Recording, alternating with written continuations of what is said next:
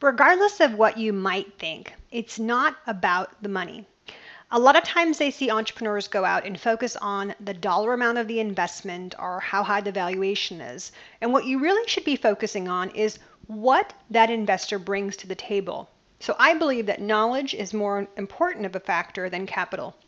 So let's say, for example, you're building a software solution for the restaurant industry.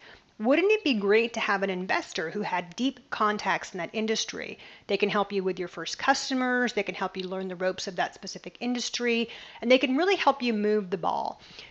Another characteristic is whether your investor is going to be active or passive. Now, I see entrepreneurs lean towards the passive because they feel that it's going to be somebody who's going to stay out of their hair.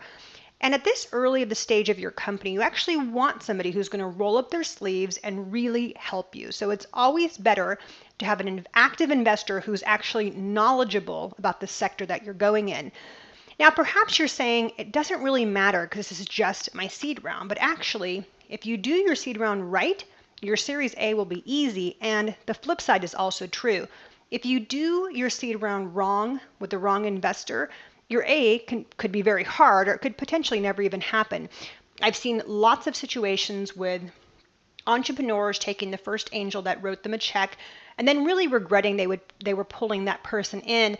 Now think about the early stages of your company, how you picked your co-founder, how you picked your founding team. You were probably very particular and very picky. So you want to be just as picky with your seed angels, because think about it, this individual could own 10, 15, or 20% of your company. So you really want to focus on getting that right person. Now, the next question is, how do we find that perfect investor? We're going to talk about that in the next section, so I'll see you there.